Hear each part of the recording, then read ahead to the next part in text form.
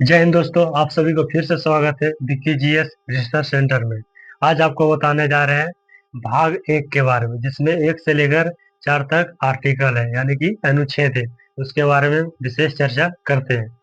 अनुच्छेद 1 में है कि भारत राज्यों का संघ है। भारत जो है राज्यों का संघ है, अनुच्छेद 1 में है, यानी कि यूनियन है। इस संघ का इंग्लिश होता है यूनियन। भारत राज्यों का संघ है, यानी कि यूनियन है। एक होता है फेडरेशन, एक होता है फेडरेशन।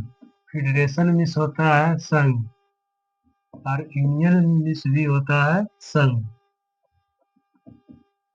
ठीक ना। तो भारत क्या है, यूनियन है कि फेडरेशन है? भारत यूनियन है, क्योंकि भारत में जितने भी राज्य है इससे कभी भी अलग नहीं हो सकते हैं। अब फेडरेशन में है कि इससे कभी भी अलग हो सकता है। जैसे कि फेडरेशन कौन सा देश है? जैसे कि अमेरिका।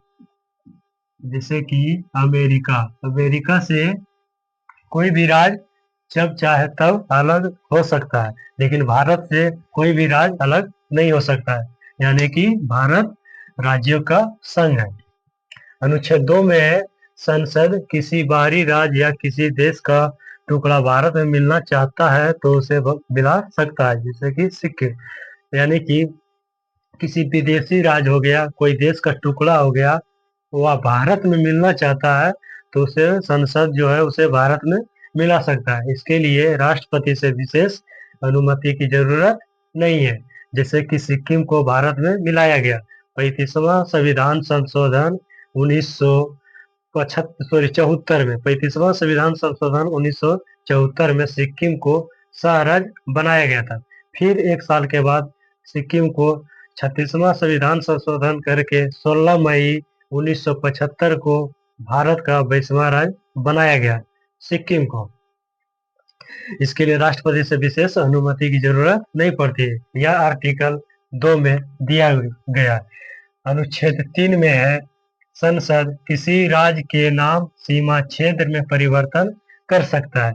अनुच्छेद 3 कहता है कि भारत के आंतरिक मामले में, यानी कि आंतरिक राज्य में, राष्ट्रपति इसमें कोई हस्तक्षेप नहीं कर सकते। जैसे संसद मन चाहे तब किसी का नाम सीमा क्षेत्र में परिवर्तन कर सकती है संसद, या संसद को अधिकार मिला हुआ है।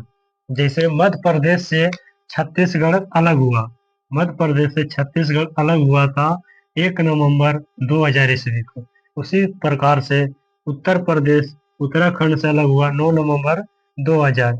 बिहार से अलग हुआ झारखंड 15 नवंबर 2000 ईस्वी को।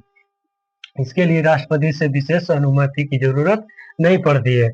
अनुच्छेद 4 कहता है कि जब संसद आर्टिकल 2 और 3 का प्रयोग करेगी, यानी किसी विदेशी राज्य को भारत में मिलाएगी या किसी भारत के किसी राज्य का नाम सीमा क्षेत्र में परिवर्तन करेगी, तो इसके लिए राष्ट्रपति का विशेष अनुमति की जरूरत नहीं है, क्योंकि यह अनुच्छेद 368 के बाहर रखा गया। जो अनुच्छेद 368 में रखा जाता है उसके लिए राष्ट्रपति से विशेष अनुमति की जरूरत पड़ती है। वही आर्टिकल 4 में दिया गया है। समझे? आई होप कुछ समझोगे आप लोग। फिर मिलेंगे नेक्स्ट क्लास में। अब भाग 2 लेकर आएंगे। इससे पीछे के वीडियो में मैंने आपको बता दिया था अनुसूचियों के बारे में। आप चाहे तो देख सकते हैं, यूट्यूब में अपलोड है। जय हिंद।